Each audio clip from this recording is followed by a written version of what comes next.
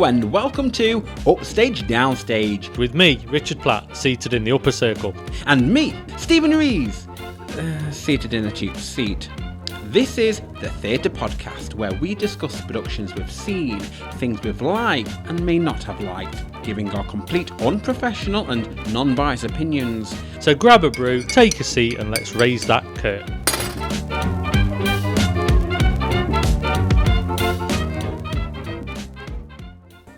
On today's edition of the Theatre Podcast, we have a special episode where I shall be interviewing Richard as he discusses his recent trip to the West End, covering 5 shows in 1 week. Richard, you must be mad, if not knackered. Well, just a little bit. I never get tired. Hear my take on some of the current big and small productions, such as Harry Potter and the Cursed Child, Bonnie and Clyde, Dear Evan Hansen, Cabaret, and finally Anne Juliet. So, with all that said, Set the scene. Now, let's have a bit of a tea break. And, yep, let me know. Quite a noisy sipper. Now, I have with me the rest of these plays. And something's caught my eye here. And it's bright and pink. Tell me about this one. And Juliet. And I'm Juliet. guessing this is something about Shaftesbury. Well, yes. So, Tell us all about this production whilst I have another bit of a sup of my brew, because I've got nothing to say on the matter. okay, so Anne Juliet is a production that is on at the Shaftesbury Theatre. So not about Julian Bravo. No, it's not about Juliet Bravo. So, the greatest love story of all time, remixed. Romeo who, with her bags packed and ready to escape Verona, Juliet recovers from heartbreak in the best way possible, by dancing the night away with her best friends by her side. But when the sparkle fades and the confetti falls and the reality catches up, it's clear that Juliet needs to face her past in order to find her future. Can she reclaim a story that has been written in the stars? Is there really life after Romeo, or could he be worth one more try? From the writer of Schitt's Creek, Anne Juliet is one of the best new musicals in a while and then some. So this is a production, it's a musical, and it's almost what would happen if Juliet didn't die and she continued her life without Romeo. Aww. So this is like it's not a retelling of the Romeo and Juliet story. It's a what would happen if. So okay, we like those. yeah. So, but it's also using using contemporary music in a Shakespeare production. So it's very much a mashup of 2 different worlds. Right. So when you say it's got different music in that modern music, yeah. what we've got here, like some uplifting, female empowering songs. We've got a bit of Sia, a bit of Britney.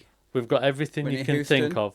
Right, so the writer of the production and who wrote Schitt's Creek and who was part of the writer of Schitt's Creek, which if anybody's seen knows it's mad crazy and it's funny and it's definitely worth a watch. I would recommend going to watch Schitt's Creek. Yeah, that came out at Netflix. the same time as Modern Family, but I took to Modern Family. Yeah, you first, need to watch Schitt's so. Creek as well because Catherine O'Hara is amazing in it. Yeah, I've seen like the first season. I really need to get around to it. You do need to keep pushing and get through it all. I know. So obviously the writer was a good comedy writer. However, What's his name? The book was written by David West Reed, and music and lyrics are by Max Martin, who has written a lot of songs that people are familiar with and aware of throughout a 25-year career. Oh, I thought you were going to say it was that Levy guy, or the father and son. No, They wrote it. no. Oh, so this is No, so he's basically the writers wrote Schitt's Creek with the Levies because the Levies have directed and produced it, but there is a writer. So this is the other writer. Yeah, so this is the other writer. Yes. So I'm just going to reel off a few of the songs. And let's see if Stephen knows these, because you're not singing them when you say them. I'm not going to sing them. I'm just going to say them and see if you know what they are. Say what you see, and if you see it, say it. Baby One More Time. Hit Me Baby One More Time. So that's Britney Spears. I Want It That Way. Oh, I Want It That Way. That's a boy band. Yeah. Domino. I've never heard of them. Jessie J. Oh, the song. I thought you was on about the okay. I'm Not a Girl, Not Yet a Woman. Britney Spears. Yeah. Overprotected. Overprotected. Oh, that sounds familiar. Not sure on that one. Stronger. Christina Aguilera. Yeah. Shape of My Heart. Oh, Pink. No. Shape of My Heart. Oh, that's Ed Sheeran, isn't it? Is it? No, that's Shape It's of similar. You. That Shape of You, but similar. I Kissed a Girl. And I quite liked it, Katy Perry. It's My Life. And I'll Cry If I Want To. Is it that one? No. Or is it It's My Life? No Doubt. No. It's not No Doubt. It's Now or Never. Oh, is that the band? No, It's My Life. It's Now or Never. Okay. No. Anyway. Maybe if you sang it. Raw. No. What's Raw? Raw. Can't Stop the Feeling. Oh, Katy Perry, Raw. Yeah. Can't Stop the Feeling. Justin Timberlake. Oh, okay, no. I Want It That Way. Do you? Is it Backstreet Boys? Yeah, it is. What was the other one, Backstreet Boys as well, that boy band? Yeah, it was. I Want It That Way. Yeah. Yeah. That's The Way It Is. I like it. No, the Celine Dion. That's The Way It Is. Oh.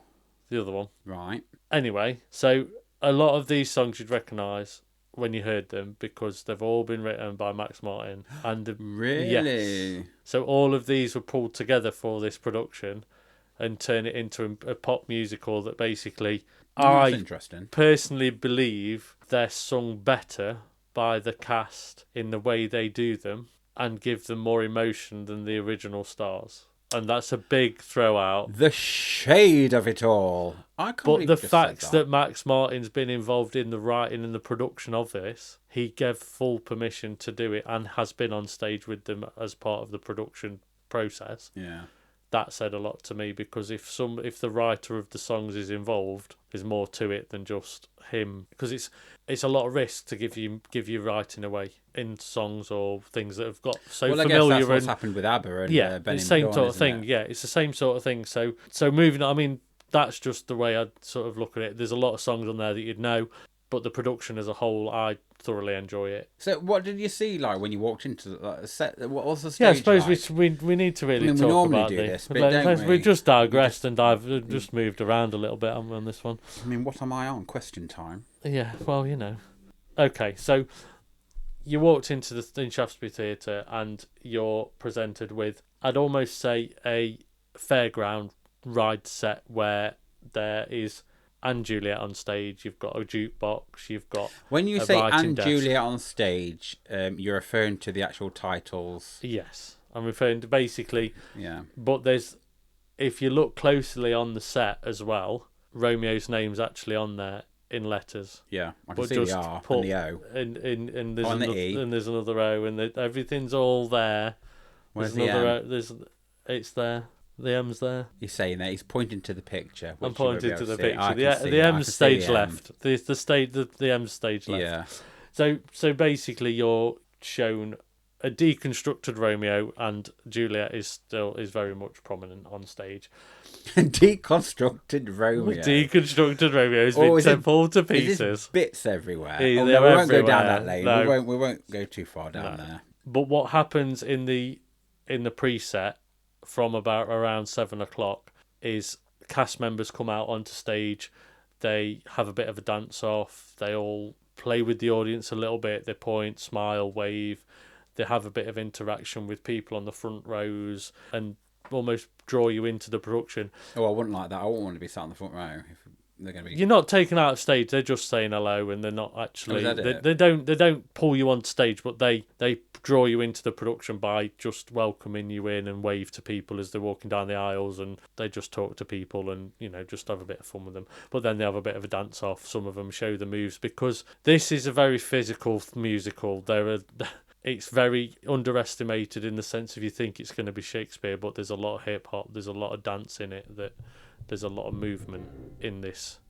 So you do see it's definitely a mashup. So you've got to almost throw away the fact that it's a Shakespearean production. This is something that has been on my list to see because I was going to go and see this in Manchester because it originally previewed in Manchester. Right. And then the pandemic hit and they had to close in Manchester. And they were going to reopen, but they decided to move the whole production to the West End for the reopen. So it didn't actually continue in Manchester. Well, is it going to come back up north? No, at the moment it's not even. It's going to stay where it is at the moment. So, but basically that's where it started its life, and they moved it at that point.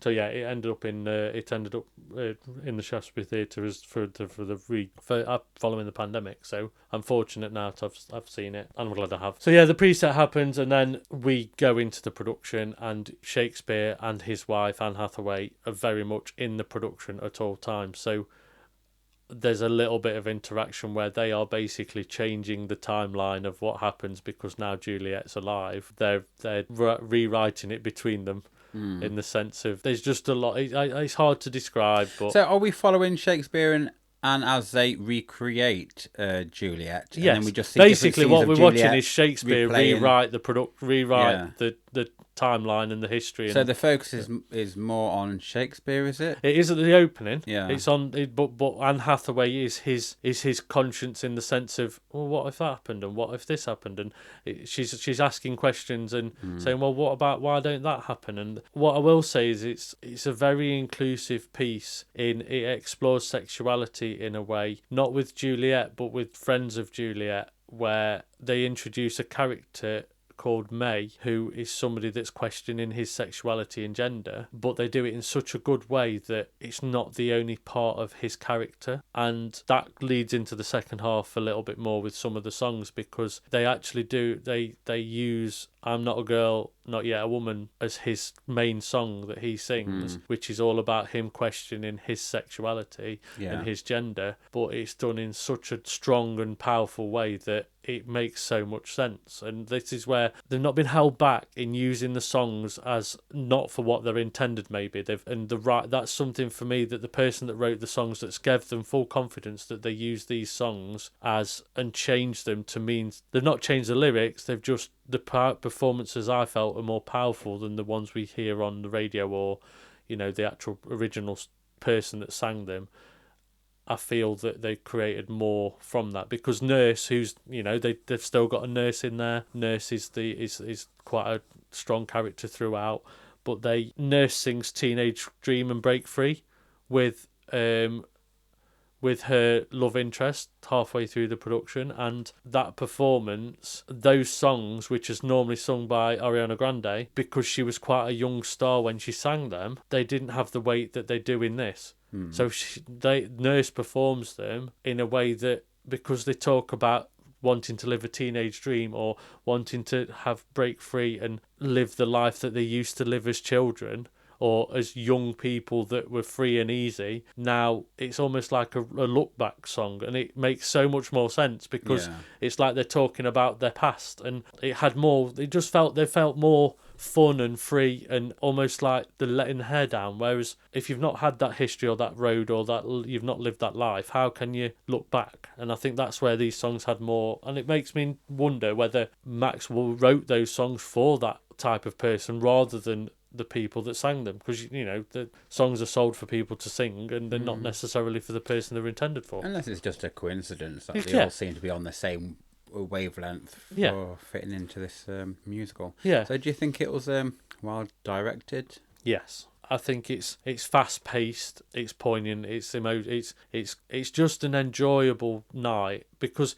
it's almost a karaoke musical where there's a lot of things everything is familiar, but they intersperse it with speeches or things that link everything together, and there's twists and turns all the way through it. And Romeo comes back at a certain point. Spoiler, Romeo does appear, but that is through the interaction of Shakespeare going, well, I'm going to mess with the script now. I'm going to bring him back. He didn't die. And it's all those sort of moments that it's just fun. It's like everything about the production, you just enjoy it. And sometimes, even though there's some really nice, poignant moments, it is silly at points. It's funny at points, but it's just a feel good musical sometimes. What do you make of the actual writing then? Did it venture into Shakespearean prose? Or yes, there were a lot of it was in prose, and a lot of it they didn't go too deep into the actual speeches and things like that. However, the drama of it and the twists and turns were very Shakespearean. So it still had the elements of a comedy and tragedy and things happening, and it was almost like the rug had been shaken. But it was that thing of what happens after, what happens if this happened, or there was twists and turns, and I think that has a lot to be said for the writing, because it still felt, yes, we were watching something that's almost there's a lot of hip hop, there's a lot of this, there's a lot of fun in it. However, there was still the heart of it. There was a core, because even when Romeo and Juliet came back together, they weren't necessarily straight back to being Romeo and Juliet, because Juliet had moved on. Yeah. So there was still those twists and turns of and I think I just enjoy it. What did you make of the acting? Did anybody particularly stand out? I mean, I will say, and this is a big shout out to Miriam Teakley, who was Juliet. She's phenomenal. I've seen her. She just floors you when she performs. I mean, vocally, she's amazing. Like, acting wise, she's amazing. And if anybody gets a chance to see it, honestly. Cassidy Jansen as Anne, she's amazing as well. Shakespeare, Oliver Thompson, he was amazing. I mean, nice little fun fact for Oliver Thompson, he was Rusty in Starlight Express for quite a while when he was younger. Nasty. Yeah. Saying that he was a bit rusty. Well, he's a bit rusty. No, he was Rusty in Starlight Express, and that is the lead role in Starlight. So when I found that out, I could see why he's obviously treaded the boards a long time in London. And I mean, to be fair, I could pick a lot of people out. And Melanie LeBarry for being in as Nurse, who is now being played by Kayla Settle, who was in Greatest Showman in London. So now there's a lot of people, this has only just started to be transferred to other countries, and they're in the previews at the moment. I think they need to be sending it up north first before they start taking it away. I know. It's already it's gone to 3 other countries, and it's just being previewed at the moment. So I think with all these shout outs, we need to make a special sound effects for them, like a trumpet sound. I think, yeah, because then we'll just have a I think I'd run out of trumpets. To be fair, they've run out of breath. Yeah, well, need something. Okay, so you spoke about the acting side and everything, but is there anything you can tell me about the props and the costume and just the music within itself here? What props? I would say they were really well used. There's a lot of set pieces that are brought out onto stage, so there's little things. There was almost set staging. There was a few scenes in like Juliet's bedroom, so there was lots of props and things brought on trolleys and things where it was wardrobe rails full of clothes. They didn't hold back on all of those things. They were fully laden with things. But was it period costume as well? Everything on stage was sort of period costumes, and it was all done in basically like you were at Romeo and Juliet, but there was a little twist of almost rock and punk. They were wearing denim jackets, but the denim jackets had got, say, buckles on and things that would have been very, very Shakespeare style. So it was almost a complete mashup, but the overall aesthetic was very Shakespearean. But when you look closer, there was things like embellishments on the jackets, so there'd be studs and there'd be glitter and it was almost like you've got the costume, but then we're going to put some sparkle on it, and then we're going to do things that make it feel almost modern. And they were wearing, say, basketball trainers and things like that still had the look of lace-ups up the legs, but actually they were trainers. So it was So I suppose it's difficult for you to then pick it up for anything being like a sore thumb being out there, because it was a mix and match of just anything goes. Definitely. Right? If I'll put a link in the post of one of the artists that actually designed all the projections, because what I didn't also mention is at the back of the stage, the projections on stage and the writing and the letters, it was done in very much I'd say almost fairground style with I think you picked that up at the beginning, but also a graffiti style and a tattoo style. So everything was sort of hand drawn. And I mean, one of my big shouts out is to the artist Vic Lee, who has actually hand drawn all of the projections and things that you see on stage. And I must say, like looking at the image that you've taken of the set, the actual flooring looks slightly harlequin, like diamond shaped and stuff. So that's quite of the Shakespearean 17th century time, isn't it? And it's actually a revolving stage. That is that base is a revolving stage with the it looks like it's circular. Yeah. So and there's a lot of like nods to the past, but also nods to the future with the tattoo style and the sort of punk and rock sort of thing. So it's really cleverly sort of mixed. Yeah, well, Shakespeare's 17th century, isn't it? 16th. Yeah. Yeah, I am right. Yeah, there's a brief. Yeah.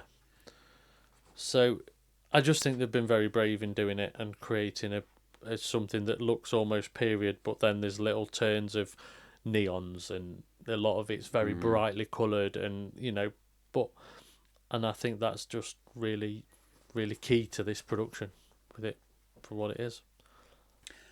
Would you like to touch upon the lighting and the sound? Because you've Yeah. already mentioned like the technical aspects. Yeah, I mean, but, like, there's a lot of hidden things in the staging. There's moments of pure, those moments where you expect a key change and you expect somebody to rise up out of the seat into the ceiling and all those things. They all happen. There's a moment where Juliet ends up flying over France in a what? she flies over France in a sat on a park bench with Romeo, with all the parts of France passing under on the revolve, but they do it in such a way where she's on a big moon and that flies up into the audience, not into the audience but into the stage.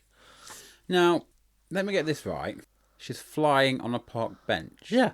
There's some sort of like weird Aladdin magic Yeah, it's a carpet love thing. moment. It's the bit where Romeo's trying to woo her back into his life. So we're going for a whole new day, Yeah, sort of a thing. yeah. Basically, it's those Whole new world. moments of like, yeah, it's a whole new world moment. So, but On it a just park happened bench. on a park bench. Yeah, of course. Right. Yeah, As you do. yeah, exactly. I never seem to have a whole new world on a park bench. But there's also props in use where there's a horse and carriage but they use a fairground horse instead of a real horse. But it works because it Right. all ties into the whole colourful Would world. you say it's pantomime-ish? No, well, With it being like it Harlequin. almost feels pantomime-ish, but like Yeah. in a Shakespearean way. So it's all very. Well, that's where yeah, it's sort of yeah. expired from, I suppose, isn't it? But yeah, so I mean, technically wise, there's a lot of lighting, a lot of projection use. So the projections around the top of the stage, basically, generally originally centre around London. Then they move when you walk in. The projections all show the place that we're actually in the Shaftesbury Theatre. But when you go to Paris, all that changes to street names in Paris, sites of Paris. So all the sort of designs at the back all change depending on where they're travelling and where they're going to. So then and then there's props of signage, and each different scene has different things. And this. So would you say it was more thought out? Because I know in one show where we've both been to see, Yeah. well, several of them now actually, they'll put on the side or the back of the stage a particular area, Yeah. like I don't know, like the farmer's shed, Yeah. or somebody's house or whatever, Yeah. Paris, France. You know, Yeah. they've said where it is, but it's just been like lettering them. Yeah, well, this is more, or so much more thought out. Yeah. And not just that, to enhance those projections, then they've used maybe a street sign that they've put on the revolve to come past the cast, and it's just reiterated that we're on our way to Paris, or they've not just relied on the projection. There's something else to reference. Well, they're quite handy and- because before projections, you'd probably just have like a curtain come down and Exactly. it's like painted Yeah. forest or Yeah. a painted castle. I mean, we're talking old school sort of theatre there, but yeah. Yeah, so I do find that it was done really well, and I can't say any more than that. I think it's just Was there anything that went wrong? no, Another one that's really good. and I think that Doing really well for London so I think far. for No personally, cock-ups. I've seen a lot of productions and I've seen some go wrong, and I've seen things in London go wrong. This one, because the cast were all involved and on it, they do the scene changes, they do the set changes, they move things off stage, and I think that's key. That shows how committed they are all to doing that production. None of even the principal cast, they were all involved in moving set scenery and things. There was no reliance on somebody else will do it for me. They all have to do it, because if they don't, it won't happen. So yeah, it's good. Now, for the scores on the doors for And Juliet. I had to think what it was called then. It just looks like Judith from everywhere I'm saying. And Judith. And Judith. So, rate it. I can only give it a 10. Oh? No, really? And I need you to ask me something. Right, okay. Would you go and see it again? Well, I've already seen it twice. So, I'd go see it 3 times. 3 times a lady. And all I can say is, the second time, I took my 8-year-old niece to see it the second time. And I was a little bit wary about taking her to see it because of the adult themes, the type of production it was. It was actually her first musical, seeing it in London as well. So I was a little bit apprehensive as to, it's quite a big, brash, bold production. Would it scare her off theatre? And all I can say is she's never stopped singing the soundtrack since. Okay. It's literally every request in the car, everywhere we go. She always wants to hear it. So that, for me, it typifies that if it can work on all levels. But I mean, I've seen it twice now, so... And you'll see it again. I'll see it again. And I don't need to wait a year before I see it again. I'll see it again whenever. So yeah. And honestly, hats off to the cast, because the 2 times I've seen it, I've seen different people in the other roles, and they are all amazing in the roles they played. So it was phenomenal to see that, because every cast members do each performance is demanding. So yeah, it's great. So, what sound effect will you be choosing from the following? A complete train wreck, tumbleweed, an audible shrug of the shoulders, a slow clap, a pleasant applause, or a standing ovation. What will it be? Standing ovation. Really? Well, you've given it a 10, so why not, I suppose? Well, I don't give standing ovations that lightly, but this one, you seem to be giving them out well, a lot now. Now, I'm not the one seeing it. Or is that because I'm picking good productions to go and see? Are you saying that I pick it? No. No. Is that because I've used my money wisely when I'm in London, or I don't read reviews though. I will say that I go based on what I would go and see, and I have seen some in my past that I wouldn't go see again. So, and I wouldn't give a standing ovation to. So, maybe we could list those in another episode. Yeah, I think we could talk about that in another, So there we are. That's our discussion of A Week in the West End, where Richard Platt takes on 5 of the top shows. We hope you found it insightful. If not, entertaining. Coming up over the next few episodes, we will be discussing A Week in the West End, where Richard Platt takes on 5 of the top shows. And the new musical, Identical. That's it for this week, folks. If you'd like to drop us a message, please email us at upstagedowstagepod@gmail.com. Remember, you can always join in the chat to share with us your views on a production. Also, make sure to like and subscribe to our channel so you get every episode the second it's released. And we hope you join us again for another instalment of Upstage Downstage.